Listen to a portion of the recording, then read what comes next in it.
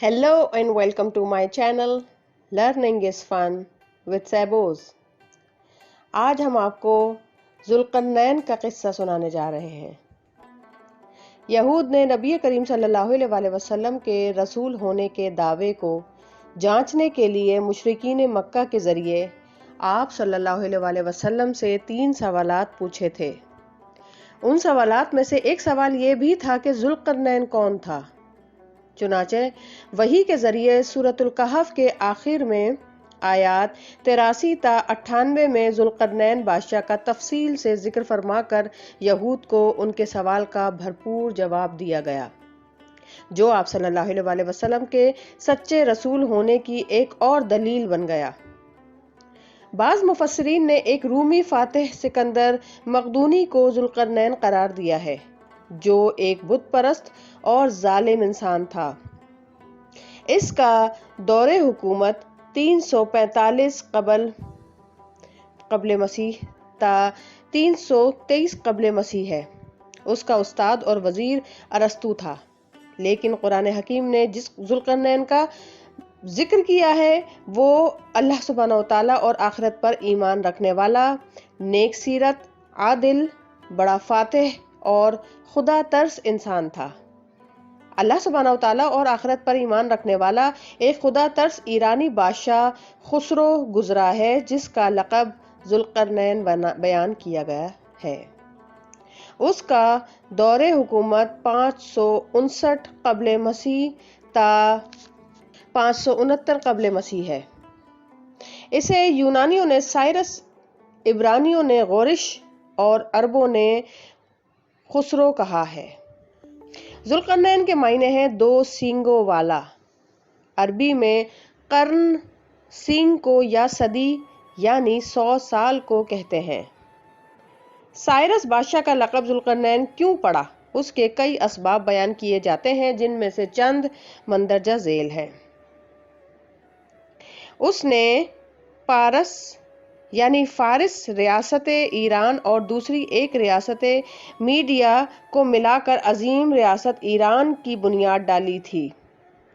اس نے مغربی اور مشرقی کناروں تک فتوحات حاصل کی تھی۔ اس کے تاج میں 2 سینگ لگے ہوئے تھے۔ اس کے دائیں بائیں 2 زلفیں تھیں۔ اس کی قائم کی ہوئی عظیم ایرانی سلطنت 200 سال تک برقرار رہی تھی۔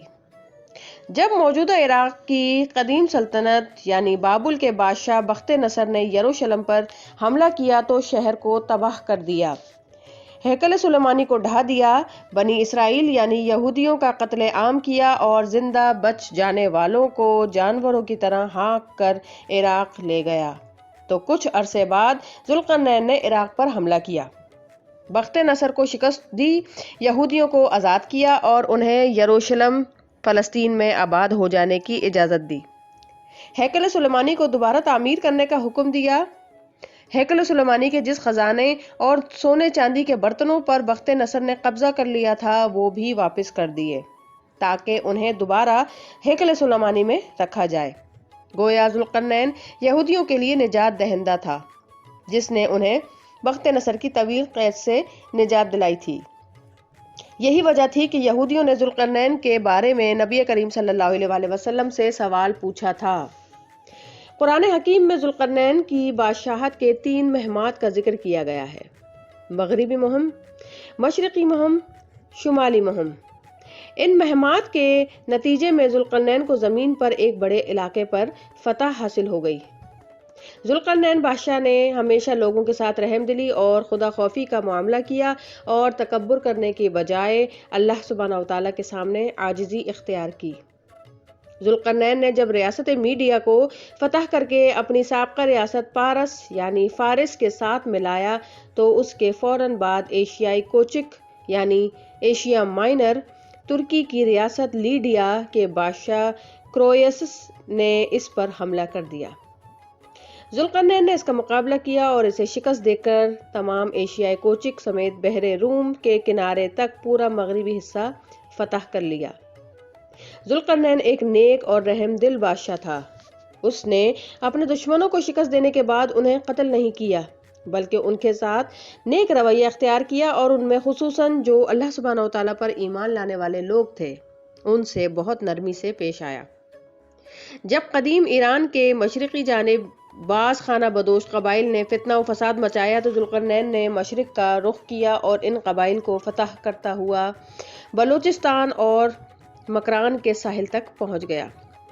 یہ خانہ بدوش قومیں ایسی تھیں جن کے نہ قلعے تھے، نہ مکانات، اور نہ ہی ان کے پاس سورج کی تپش سے بچنے کا کوئی معقول انتظام تھا۔ ذوالقرنین فوج لے کر شمالی مہم پر روانہ ہوا اور بحیرہ خزر اور بحیرہ اسود یعنی بلیک سی اور ان کے درمیان واقع پہاڑی سلسلہ کاشیکا تک پہنچ گیا۔ یہ پہاڑی سلسلہ ایک قدرتی دیوار کی مانند دونوں سمندروں کے درمیان حائل تھی۔ اس پہاڑی سلسلے میں ایک درہ تھا۔ یہاں ذوالقرنین کی ملاقات ایک ایسی قوم سے ہوئی جو اس کی زبان نہ جانتے تھے۔ اس قوم نے ترجمان کے ذریعے ذوالقرنین سے درخواست کی کہ شمالی قومیں یاجوج اور ماجوج اس درے میں سے ہمارے ملک میں گھس کر ہمیشہ فساد مچاتی ہیں اور ہمارا امن برباد کر دیتی ہیں۔ انہوں نے ذوالقرنین سے درخواست کی کہ اگر آپ ہمارے اور ان قوموں کے درمیان ایک بند یعنی دیوار تعمیر کر کے ان کا راستہ روک دیں تو ہم آپ کو معاوضہ ادا کر دیں گے۔ ذوالقرنین بادشاہ نہایت فیاض، رعایا کا ہمدرد اور خیر خواہ بادشاہ تھا۔ اس نے ان سے کہا کہ مجھے تمہارے معاوضے کی ضرورت نہیں، اللہ سبحانہ تعالیٰ نے پہلے ہی مجھے بہت کچھ دے رکھا ہے جو میرے لیے کافی ہے۔ ہاں، اگر تم لوگ افرادی قوت یعنی مزدوروں کے ذریعے میری مدد کرو تو میں ان دونوں پہاڑوں کے درمیان ایک طاقتور اور مضبوط دیوار بنا دیتا ہوں۔ ایک رائے کے مطابق یاجوج اور ماجوج سے مراد غالباً روس اور چین کے شمال مشرقی میدانوں کے وحشی، طاقتور اور جنگجو قبائل ہیں جو تاتاری اور منگولی وغیرہ کے ناموں سے مشہور ہیں اور قدیم زمانے سے متمدن ممالک پر حملے کرتے رہے ہیں۔ ان کے حملوں سے بچنے کے لیے قفقاز کے جنوبی علاقے میں ذوالقرنین نے ایک 50 میل لمبی مضبوط دیوار سدِ ذوالقرنین تعمیر کی تھی اور انہی سے بچنے کے لیے چین کے شہنشاہ ہوانگ لی نے 1500 میل لمبی دیوار چین تعمیر کروائی تھی۔ شمالی مشرق کے اس علاقے کا بڑا حصہ اب منگولیا کہلاتا ہے۔ اس کا قدیم نام موگ تھا جو یونانی زبان میں میگ اور میگاگ، انگریزی میں گوگ اینڈ میگوگ اور عبرانی میں ماجوج ہو گیا۔ البتہ یہ واضح رہے کہ روس اور چین کے میدانی لوگ یاجوج ماجوج کے نسل سے اگرچہ ہو سکتے ہیں لیکن یاجوج ماجوج کے جس ریلے کا قرب قیامت میں ظہور ہونا قرآن سے معلوم ہوتا ہے وہ یہ نہیں۔ نیز دیوار چین وغیرہ وہ سدِ ذوالقرنین نہیں جس کا ذکر قرآن حکیم میں آیا ہے۔ حقیقت یہ ہے کہ اس دیوار کا یقینی طور کسی کو بھی علم نہیں ہے کہ وہ کہاں ہے۔ ذوالقرنین بادشاہ کے حکم اور نگرانی میں دونوں پہاڑوں کے درمیان درے میں دیوار کی تعمیر کا کام شروع ہو گیا۔